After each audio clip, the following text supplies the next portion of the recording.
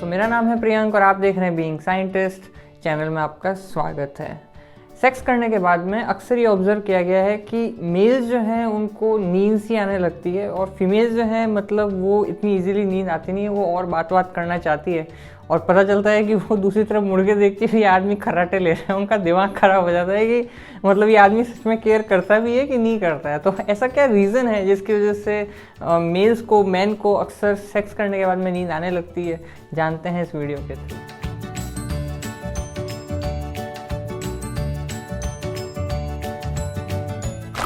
तो अब जो है मैं एक तरह से आपको क्यों एक्चुअल में वो रीज़न है वो मैं आपको बताने वाला हूँ वन बाय वन करके। तो मेनली जो है 3 फैक्टर्स हैं, उनके बेसिस पे मैं बताऊँगा। सबसे पहले environmental, second is psychological and third is physiological.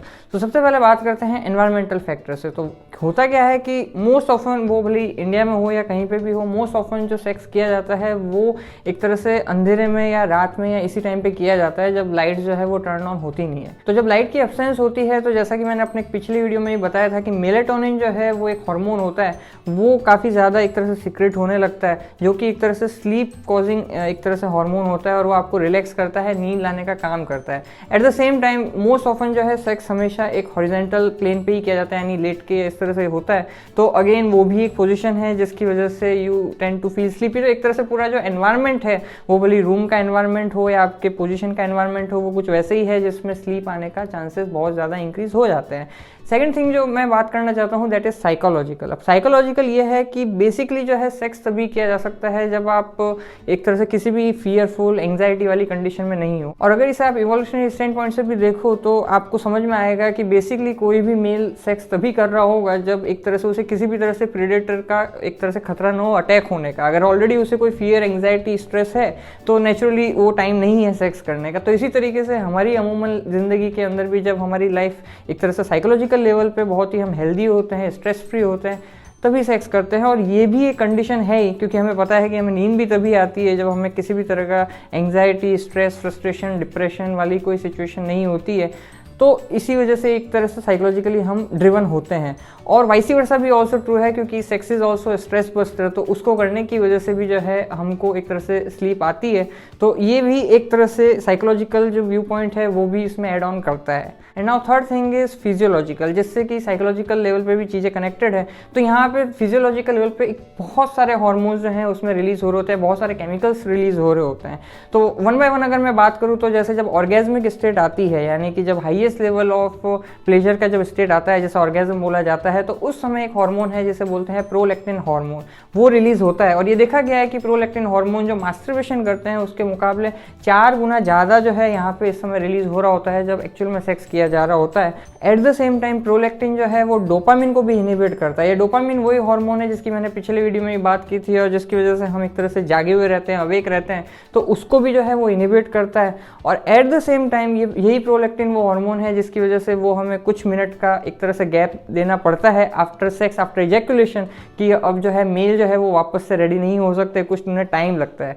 तो बेसिकली ये प्रोलैक्टिन हार्मोन का काफ़ी बड़ा रोल है जिसकी वजह से यहाँ पे एक तरह से रिलैक्सेशन आता है। और इसके अलावा जो है ऑक्सीटोसिन नाम का हार्मोन भी रिलीज होता है जो कि एक तरह से सेक्स करने के दौरान और भी अलग अलग जगह पे रिलीज होता है, लेकिन सेक्स के दौरान भी होता है।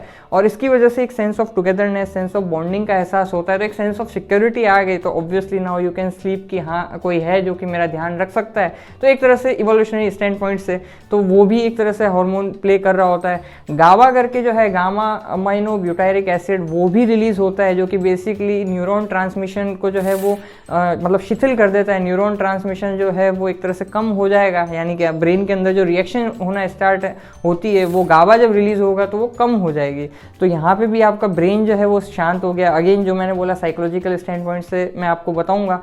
तो ये सब सारी जब चीज़ें, जब हार्मोन जब रिलीज हो रहे होते हैं तो एक तरह से फिजियोलॉजिकल लेवल पे एक तरह से उसकी बॉडी पूरी चेंज हो चुकी है। साइकोलॉजिकल लेवल पे वो ऑलरेडी अगर स्ट्रेस फ्री था, एंड एनवायरमेंटली अगर एक तरह से बिल्कुल माहौल वैसा था सोने वाला, तो मतलब उसको नींद आ ही जाती है। अब यहाँ पे इंटरेस्टिंग क्वेश्चन ये हो सकता है कि सेम सिचुएशन तो एक फीमेल के साथ भी हो रही है, लेकिन फिर उसके साथ ऐसा क्यों नहीं हो रहा।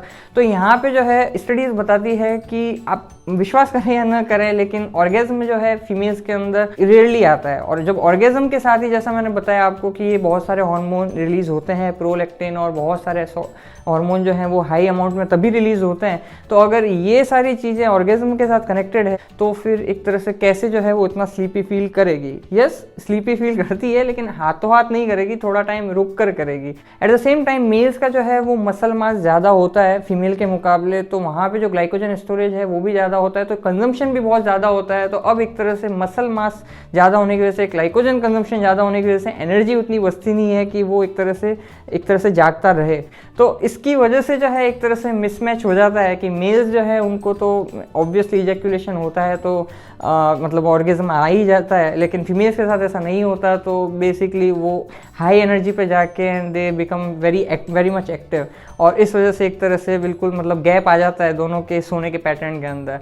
बाय द वे, अगर आपका पार्टनर सो रहा हो और उसके बाद में वो खर्राटे ले रहा हो, तो उसके लिए मैंने पिछला वीडियो बनाया जिससे आप थोड़ा रिलीफ पा सकते हैं। सेंट्रल आइडिया ये है कि it is purely biological, natural to have a sleep after sex by man. तो आज के लिए इतना ही, फिर आपसे मुलाकात होगी।